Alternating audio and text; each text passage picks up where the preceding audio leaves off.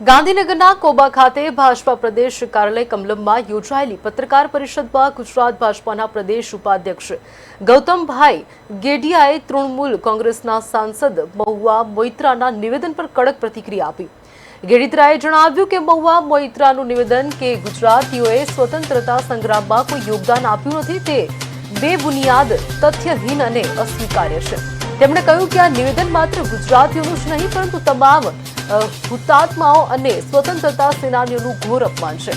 ગેડિયાએ મહાત્મા ગાંધીજી, સરદાર પટેલ અને માનગઢ હિલ ખાતે ગુરુ ગોવિંદના નેતૃત્વમાં શહીદ થયેલા 1500થી વધુ આદિવાસીઓના બલિદાનનો ઉલ્લેખ કરીને જણાવ્યું કે આ બધું ગુજરાતના યોગદાનનો જીવંત પુરાવો છે। તેમણે યુપીએ ગઠબંધન અને કોંગ્રેસને આ મુદ્દે સ્પષ્ટતા કરવા પડકાર ફેંક્યો હતો। સાથે જ મહુવા મોઇત્રાના ભૂતકાળના કિસ્સાઓને ઉલ્લેખ કરીને સવાલ કર્યો કે શું આ પ્રાંતવાદી નિવેદન પણ કોઈની પાસેથી રૂપિયા લઈને આપ્યું છે। ગેડિયાએ જણાવ્યું કે ચૂંટણી સમયે પ્રાંતવાદ અને ભાષાવાદના નામે દેશની એકતા અને અખંડિતતાના પર પ્રહાર કરવાની આ માનસિકતાનો જનતા ચોક્કસપણે જડબાતોડ જવાબ આપશે।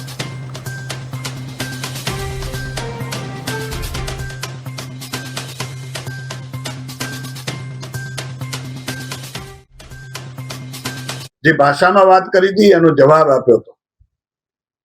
ભૂતકાળની અંદર જ્યારે કોઈ વ્યક્તિ પ્રાંતવાદ, ભાષાવાદ ઉપર વાત કરે છે ત્યારે ભારતની પ્રજા એનો 100% સાચો જવાબ આપે છે।